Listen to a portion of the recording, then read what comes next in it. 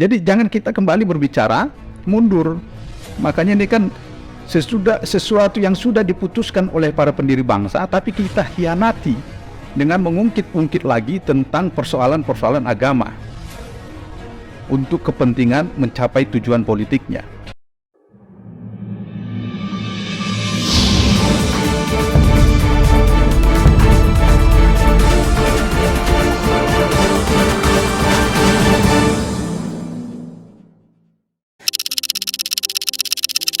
Cuman jadi problem menarik tadi dari kasus di 2017, Bang, ini kan sukses nih.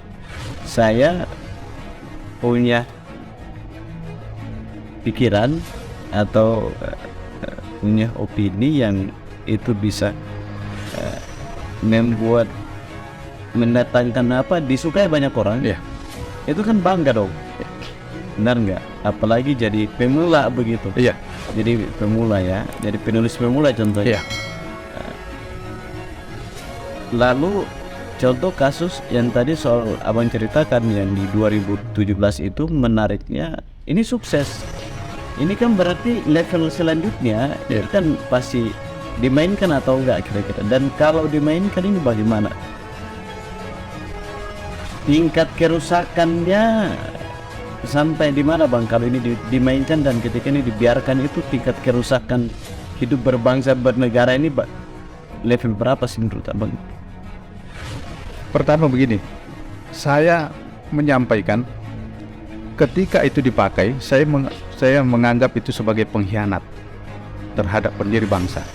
Kenapa pengkhianat? Karena apa? Para pendiri bangsa mendirikan bangsa ini untuk satu, untuk bersatu. Dengan mengesampingkan apa? Mengesampingkan agama, mengesampingkan suku, mengesampingkan latar belakang apapun itu kan gitu.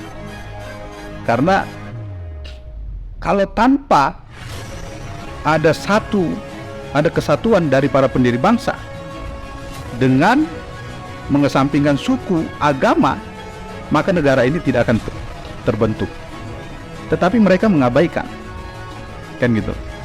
Tidak lagi berbicara tentang suku, agama, jenis kelamin, tetapi mereka berbicara bagaimana Indonesia bisa merdeka, bisa terbentuk, bisa mewujudkan negara yang adil dan makmur, kan gitu. Jadi jangan kita kembali berbicara mundur. Makanya ini kan sesuatu yang sudah diputuskan oleh para pendiri bangsa, tapi kita hianati dengan mengungkit-ungkit lagi tentang persoalan-persoalan agama untuk kepentingan mencapai tujuan politiknya. Kenapa saya katakan itu sebagai pengkhianat terhadap para pendiri bangsa? Jadi kalau pelajaran dari di 2017, di 2019 sampai sekarang kan masih ada gesekan-gesekan itu. Sampai sekarang itu masih ada istilah cebong dan kadrun. Itu belum selesai. Bagaimana lagi nanti kalau kita mainkan politik identitas agama di pemilu 2024? Ada yang coba memainkan itu, akan semakin rusaklah negara ini.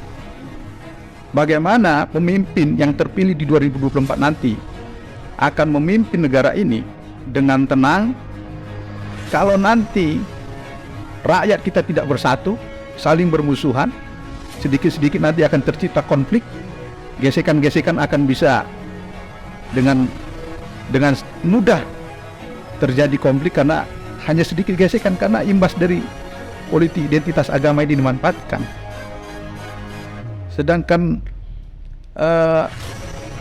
seperti yang saya bilang tadi, sedangkan tidak dibawa ke politik saja sangat riskan.